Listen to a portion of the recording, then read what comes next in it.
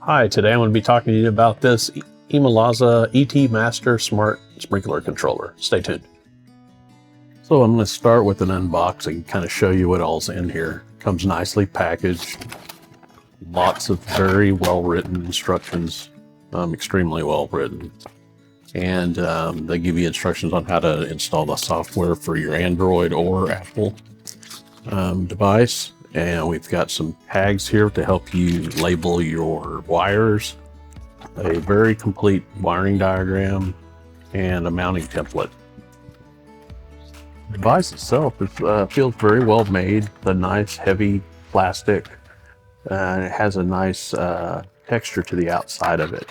You can pop the faceplate off here and see where you run your wires, which is very straightforward. And then, of course, on the back, you've got a place to run your screws for mounting it to the wall. The power supply is nice that you don't have to wire it in. It's a typical wall wart that will just plug in directly. And there's some additional paperwork if you have any trouble. It tells you not to return to the store because you can contact them and they'll help you out. Okay, so I'm going to be installing this guy right here, but first I have to remove the existing one. And the first thing you got to do there is unplug and make sure it's not plugged in. There's no juice going to it. I would pull that off. And I believe the first easy thing to do is going to be to actually label each one of these wires before we unscrew it from the wall.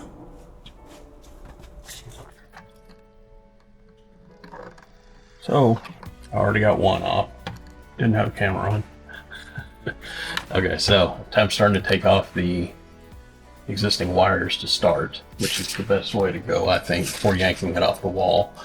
And here's number one, and I just removed number two, so I'm going to make sure and label that, because the last thing I want to do is get these mixed up and then have to go out and manually figure out which one's which.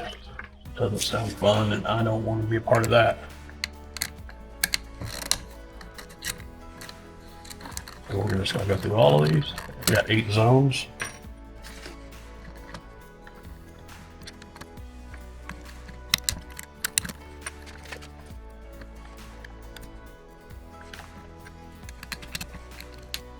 And this is common right here. This white one is common. And so that's an easy one to remember, but I'm going to label it anyway.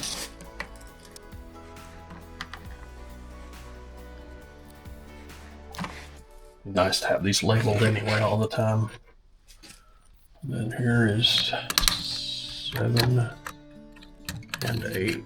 Oh, barely on there. Surprised it worked. 7. Straightforward. It is. I'm not going to say simple yet until I get it completely done, but I think it's going to be, I actually think it's going to be good.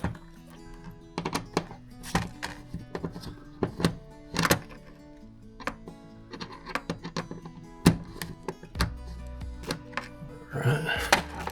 There we go. Now this should just come off of it. Wow, it's on there tight. Wiggle out that hose.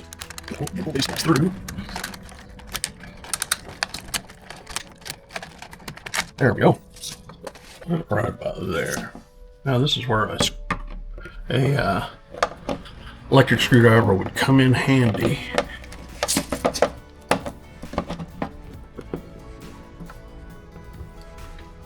All right. Straight.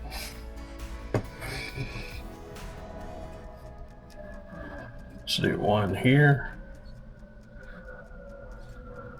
Get those done. Sorry, that. Very good. There's 2. Here's 2. Let me do some over. There we go. There. Good right. There we go. They're all connected. Let's plug this in.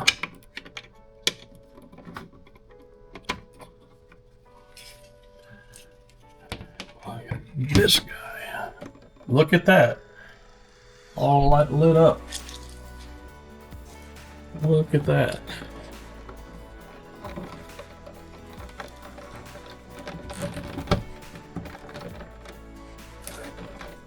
Lid here.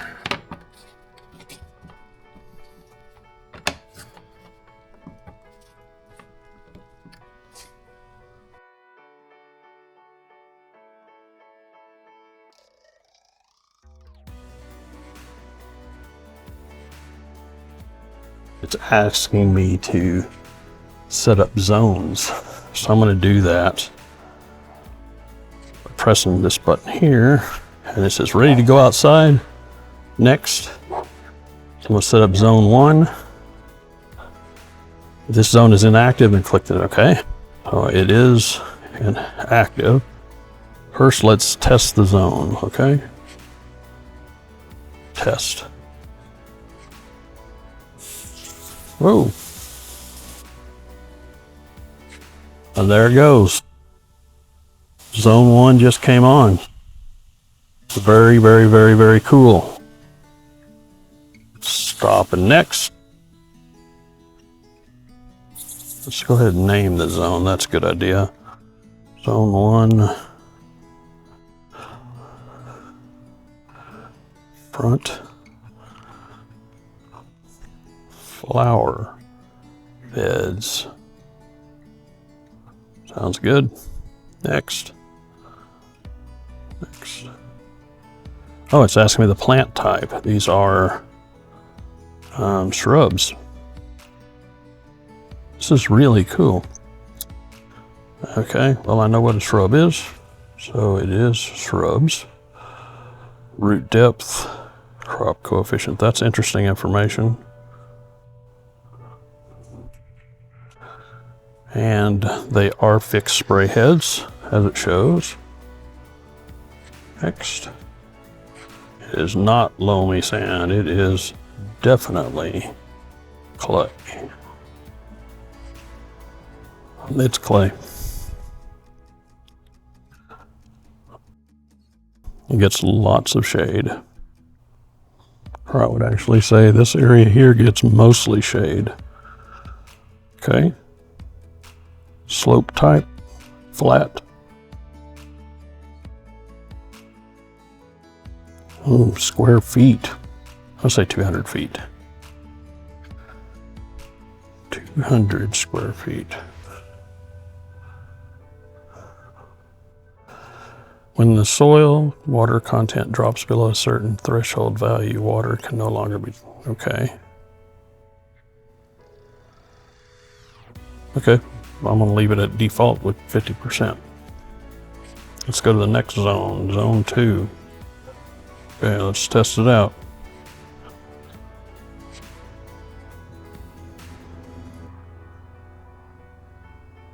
Here we go, zone 2. Here we go.